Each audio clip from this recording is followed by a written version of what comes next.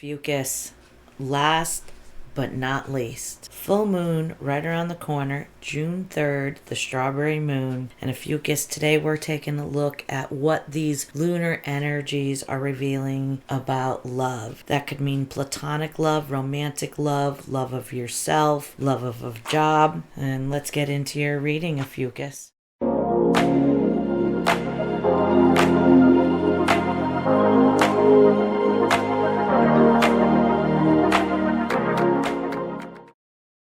Well, hello, beautiful friends. Welcome back. If you're new here, allow me to introduce myself. I'm Cindy. It is my privilege to walk with you on this spiritual awakening or twin flame journey. Thank you for bringing your radiant energy to our Sunshine for the Soul community. I am in love with sharing some homegrown sunshine from our beautiful Blue Ridge Mountains with you. Let's get into your reading. Fucus, the Queen of Wands. She jumped out of the deck when I was shuffling, the divine feminine energy. The queen knows her worth and she knows what she wants. This queen also has no problem boldly expressing herself. She's a fire element. She's Aries, Leo energy. She is confident and she is not afraid to go after her passions and her desires. So Fucus, we've got Strawberry Moon coming up, and the biggest energy is the first card pulled in the deck, and so this is all about a Queen of Wands. I clarified the Queen of Wands with Not Today Love Oracle card.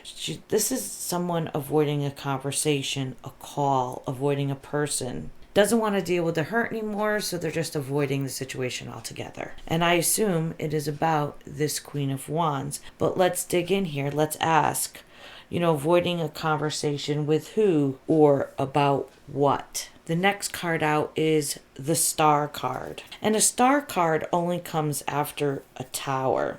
When I asked avoiding who or what, the universe says this is a person who is not listening to their inner voice. They're avoiding healing a situation. And from what I can tell, because the Star comes after a Tower, that this person is having Tower moments because of not healing the situation. All right?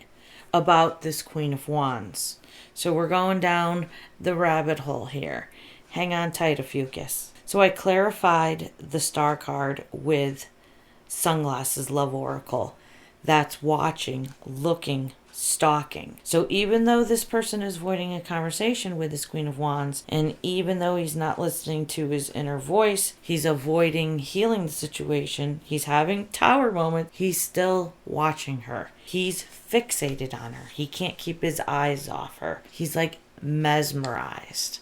Have you guys ever been mesmerized by somebody? Leave me a comment in the comment section if you have met somebody that has mesmerized you, made you weak in the knees.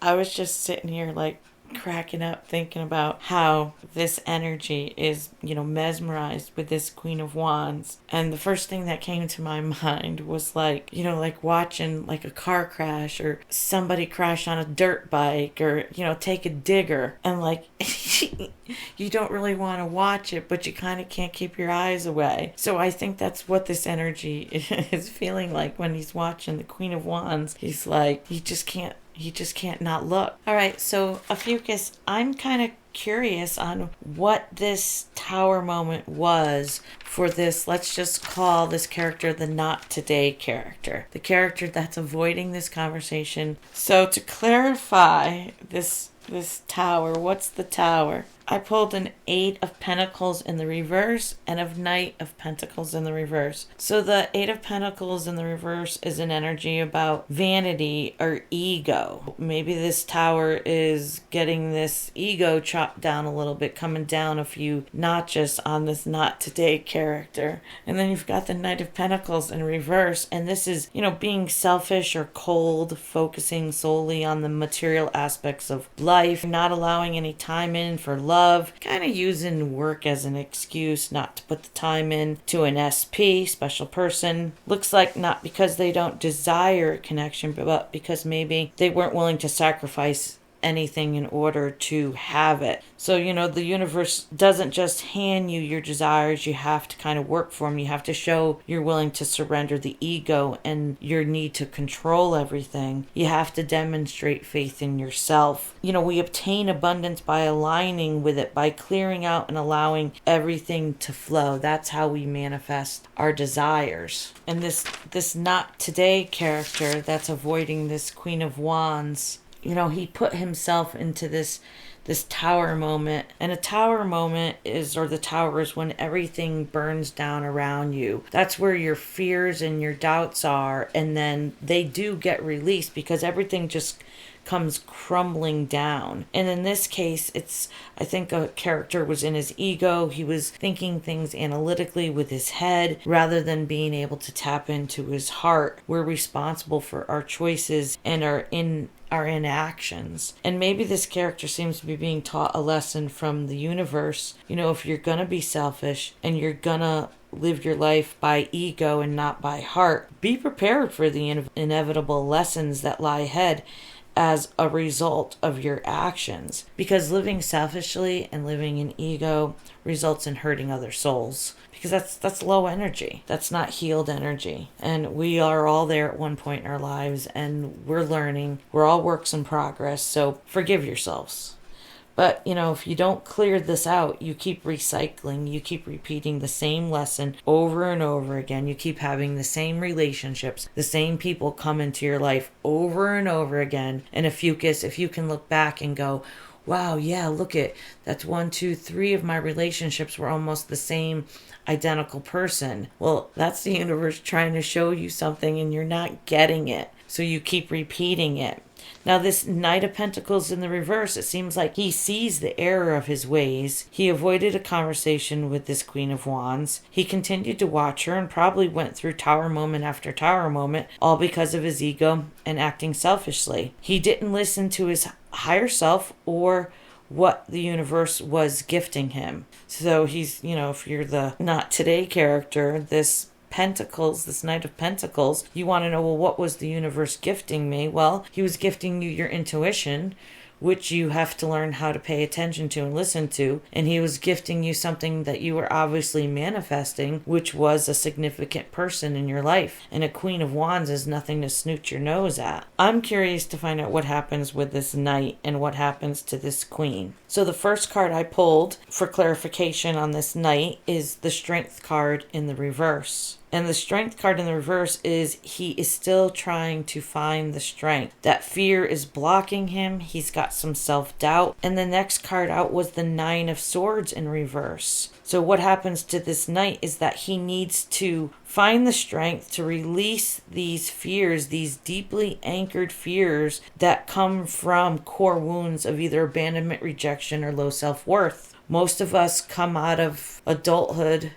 into adulthood, I should say, with these 3 core wounds that we have to heal. And 9s are about endings or completion. So here we have a 9. So ending these deeply anchored fears, clearing that energy out. So then we asked what happens to this Queen, and I got, once again, a 9 of Wands in the reverse. And that's this Queen is letting go. She's surrendering this to the universe. She can't control it. She's learned that lesson of chasing. She's allowing it to flow, allowing to be. And then the next card I got for her was the Ace of Swords. And the Ace of Swords is the sign of triumph. It's the sword cuts away the bullshit. It's seeing something for what it really is. It's finding clarity in this situation. It seems like this situation with this Knight, we all learn our lessons at our own pace and within our own time. And understanding the truth is that this Knight of Pentacles in the reverse that she may have come across is learning some hard